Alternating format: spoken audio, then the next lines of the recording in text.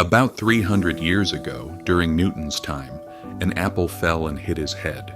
When this happened, let's ask ourselves, what was his reaction? Did he observe, analyze, and reflect? Or did he just grab the apple and eat it immediately? What process was at play in that moment? Was it simply seeing the apple and instinctively reaching for it to eat? This is exactly the process of Jubagier, a character known for his impulsiveness in Journey to the West.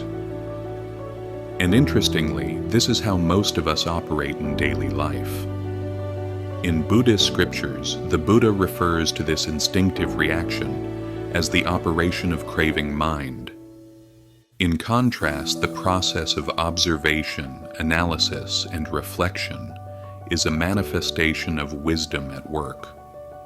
True understanding comes when we slow down to observe, contemplate what we have seen, and then reflect deeply to uncover the hidden principles behind a phenomenon. Why does the apple fall? Newton wrestled with a profound question. Why does the apple fall to the ground instead of flying up into the sky or sideways? This very question led him on a 15-year journey of research, ultimately culminating in the discovery of the law of gravity. From this, he was able to calculate the gravitational acceleration, g, as 9.8 meters per second squared, a formula that physics students still remember vividly today. This achievement was the result of a rigorous process involving observation, analysis, and synthesis over 15 long years. What started as a simple event, the falling of an apple, eventually expanded into the observation of countless other objects falling in the same manner repeatedly, until he was able to formulate the famous Newton's laws of motion. From that moment, physics entered a new era. Thanks to these discoveries, physics became widely known, marking a sharp contrast to earlier times when it remained an obscure field. This is the exact process that scientists follow. They research, explore, and document their discoveries to pass them on to future generations.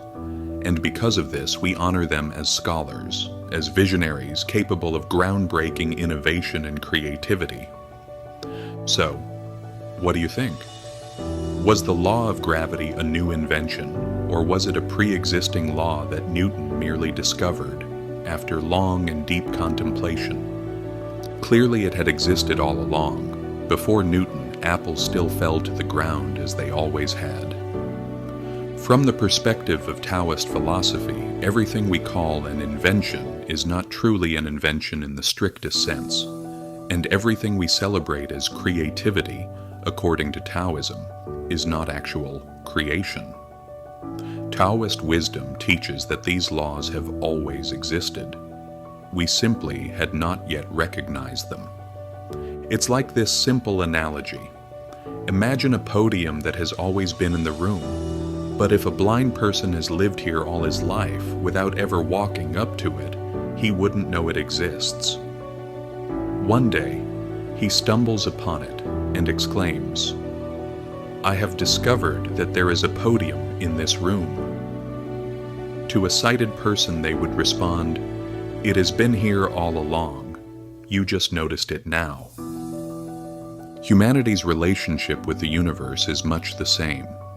Everything we consider an invention or creation has in fact always existed.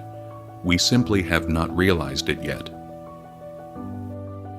The ability to fly in the universe has existed for a long time. We could sit here and wonder, if I flap my arms, could I fly? Flies and mosquitoes flap their wings and fly naturally. But when we finally invent airplanes, we take great pride in our so-called creativity. See the irony? Similarly, can we detect a scent from kilometers away? In martial arts novels, there's a saying, eyes that see through walls, a nose that smells across distances, referring to the ability to detect scents from vast distances. But in reality, dogs have had this ability in nature all along.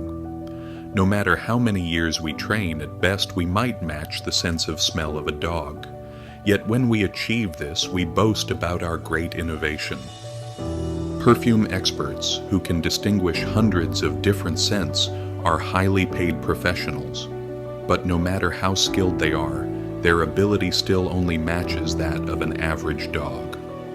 A dog can recognize scents, but lacks the ability to articulate them in words. So we fail to appreciate how extraordinary its ability really is. Everything we call supernatural abilities is merely a natural ability that already exists in nature. A person who can fly is seen as having supernatural powers, but it's just the same ability as a fly or a mosquito. A person who can smell scents from kilometers away is seen as extraordinary, but it's just the same ability as a dog. A person who can swim exceptionally fast is seen as gifted, but it's simply the ability of a fish. Now let's look at the case of Mendeleev. He observed, analyzed, and synthesized chemical elements, the same ones we once struggled to memorize in chemistry class. But after he introduced the periodic table, everything became structured, and chemistry became much easier to learn. How did he discover the periodic table? At first he had the same confusion as we did. Why are the elements so scattered?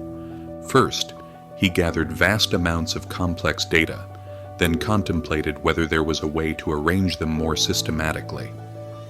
He continued to rearrange, synthesize, and rewrite his work, discarding versions that didn't satisfy him, over and over again, for over a decade. Then, one day, after testing hundreds or even thousands of arrangements on paper without success, the periodic table appeared to him in a dream. He realized a simple pattern. Elements are arranged by atomic weight, from lightest to heaviest: aluminum, 27, iron, 56, copper, 64, and so on. Finally, he exclaimed, "Ah, it was simple all along." When we observe, analyze, and synthesize deeply enough, clarity emerges. This clarity is then structured into something practical for learning, and we call it an invention. Scientists follow this process for decades before arriving at results. So, if you want to be great, you must also learn to observe, analyze, and synthesize. Now, let's return to the depth of consciousness. I rarely use the term spirituality because it tends to be misunderstood as superstition. Instead, I prefer the phrase, the depth of consciousness. When a person has the ability to look deeply into their own mind, that is what I call true spirituality. It's as simple as that. If you want to understand your own mind and explore its depth, the first step is to observe it. To observe your mind, you must learn to peel back its layers and analyze it. Ah, this thought arises from craving. It is unwholesome. Ah, this thought arises from anger. It is destructive. Ah, this thought arises, then turns into anxiety, restlessness, or fear.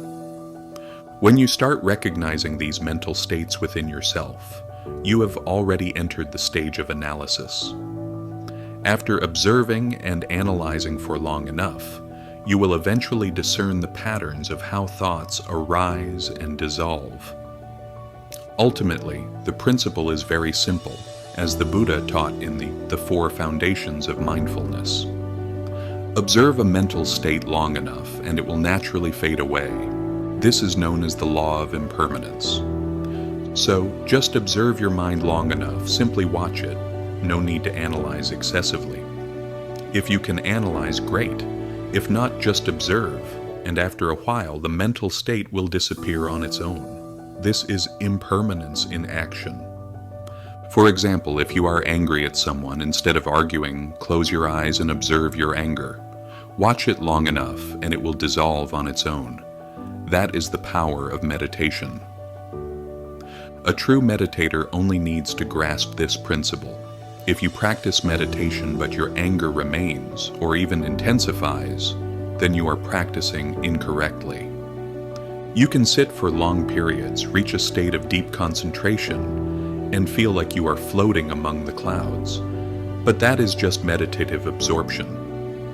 The real power lies in mindfulness, the ability to observe and process your own mind. Because our mind is like a wild horse, we must tame it, train it, and bring it under control. Our mind is like a bent bamboo stick. We must heat it with fire to gradually straighten it. The ability to turn inward and observe oneself is the true power of mental transformation. Through this process, you will begin to see both unwholesome and wholesome mental states. For unwholesome states, anger, greed, hatred, stare at them long enough and they will fade away.